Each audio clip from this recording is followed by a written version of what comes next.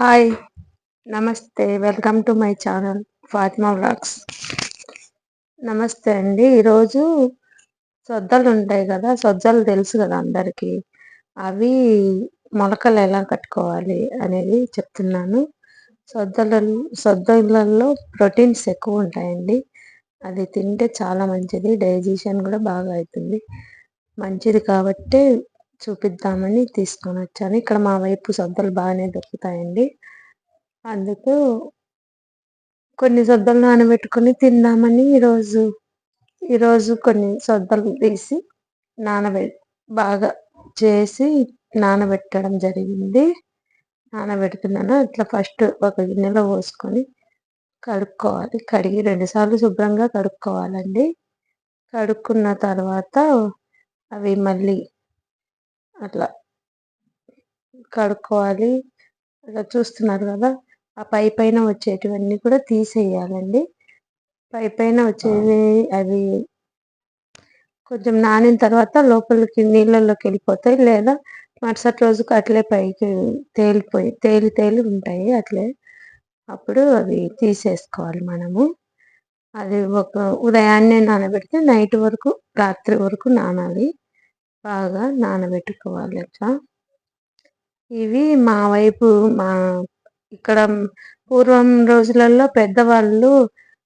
పెద్దవాళ్ళు బాగా నానబెట్టుకొని సాయంత్రం, ఉదయం అట్లా స్నాక్స్ లాగా.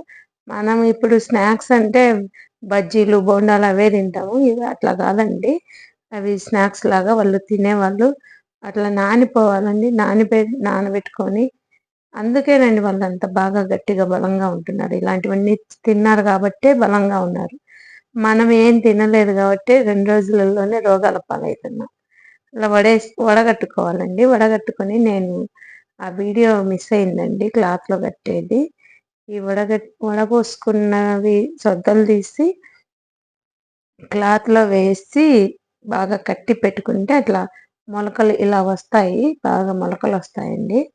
ఆ మొలకలు వచ్చిన వాటిల్లో ఒక ప్లేట్లోకి వేసుకొని క్లాత్లో బాగా గట్టిగా కట్టి పెడితే ఒక నైట్ అంతా ఉంచితే తెల్లవారేసరికి ఇట్లా మొలకలు వస్తాయండి. ఆ మొలకలు వచ్చిన వాటి మీద ఇట్లా బెల్లంతో కలిపి తింటే బెల్లంలో ఐరన్ ఉంటుంది. ఆ బెల్లం, ఐరన్, ప్రోటీన్స్ కలిస్తే బాడీలో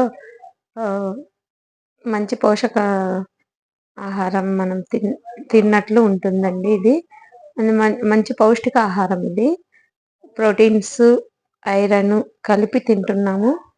అందుకని చెప్పి ఈ చిన్న వీడియో తీసానండి. తప్పులుంటే క్షమించండి. మీరు కూడా ఇలాగే చేస్తారేమో కామెంట్ రూపంలో పెట్టండి. ఇది మేము అప్పుడప్పుడు సంవత్సరానికి ఒక్కసారి అట్లా దొరికినప్పుడు చేసుకొని తింటాము. వీడియో మీకు నచ్చినట్లయితే లైక్ చేయండి, షేర్ చేయండి, కామెంట్ చేయండి. నా ఛానల్ సబ్స్క్రైబ్ చేసుకున్న వారందరికీ నా తరపున నా నమస్కారములు. బాయ్.